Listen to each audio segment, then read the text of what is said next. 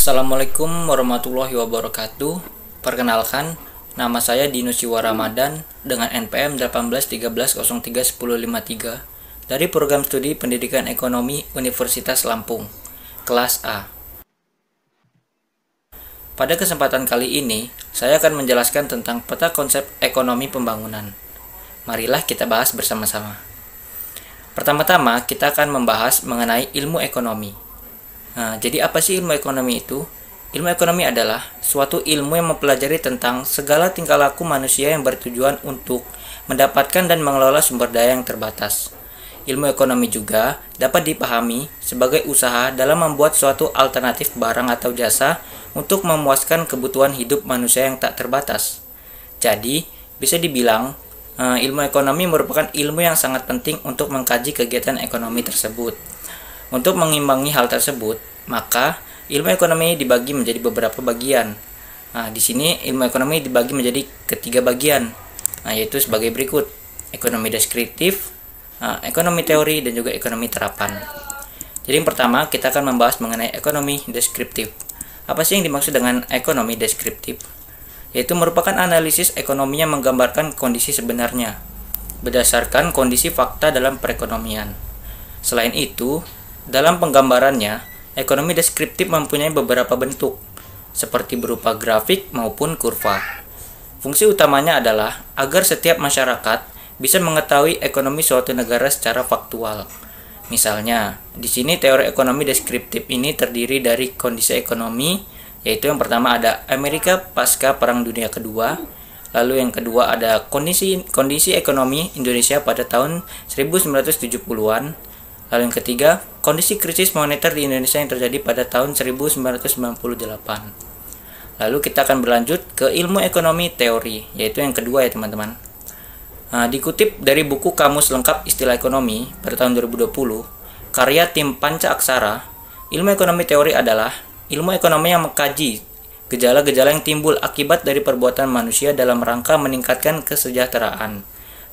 Dalam ilmu ekonomi teori ini dibagi lagi menjadi dua macam, yaitu ilmu ekonomi mikro dan juga ilmu ekonomi makro. Yang pertama yang akan kita bahas adalah ilmu ekonomi mikro. Mikro kan berarti kecil lah teman-teman. Jadi artinya adalah ekonomi mikro sebagai suatu ilmu yang mempelajari perilaku produsen dan juga konsumen. Ekonomi mikro sangat berperan dalam memprediksi hingga merancang strategi suatu perusahaan untuk masa ke depannya. Ekonomi mikro akan mempermudah suatu perusahaan dalam memahami perilaku, kemauan, dan juga kebutuhan konsumennya. Lalu yang kedua ada ekonomi makro. Arti kata makro itu besar cakupannya.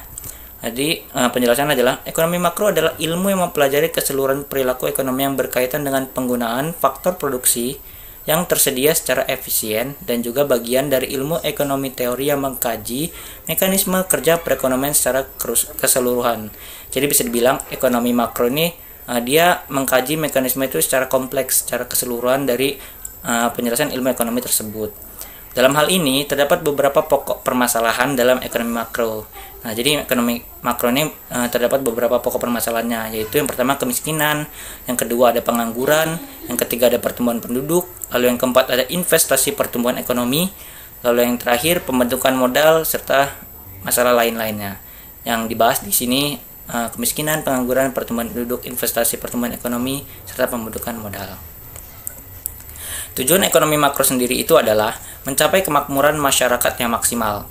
Ekonomi makro disebut juga sebagai teori pendapatan, karena inti ekonomi makro adalah penentuan tingkat kegiatan ekonomi yang diukur dengan pendapatan.